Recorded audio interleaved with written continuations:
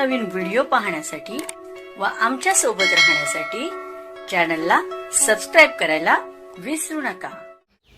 तर बघा काय माहिती आहे, देशातील सुमारे कोट्यावधी सरकारी कर्मचारी आणि पेन्शनधारकांमध्ये चर्चांना उधाण आलं आहे।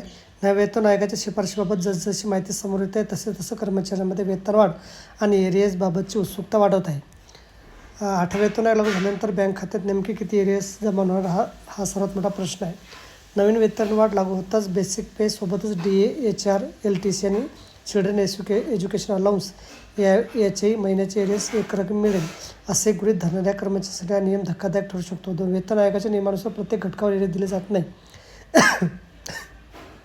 सरकारी प्रक्रियेमुळे वेतन आयोगाची शिफारस तयार होऊन प्रत्यक्ष लागू होण्याचा साधारणपणे 18 ते 24 महिन्याचा कालावधी लागतो।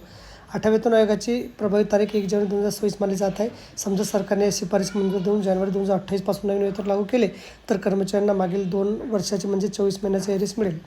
उदाहरणार्थ पाहायचे झाल्यास पे मॅट्रिक्समधील लेवल 1 मधील एखाद्या कर्मचाऱ्याच्या बेसिक सॅलरीत 8व्या वेतन आयोगाने दरमहा 10,000 रुपयाची वाढ झाली तर 1 जानेवारी 2026 पासून 31 डिसेंबर 2027 या 24 महिन्याच्या प्रभावी कालावधीमध्ये एकूण एरियस 10,000 गुणिले 24 म्हणजे 2,40,000 रुपये इतकं असेल।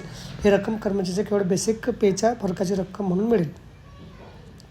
केंद्रीय सरकारी कर्मचाऱ्यांमध्ये सर्वात मोठा गैरसमज DAच्या एरियसबाबत आहे।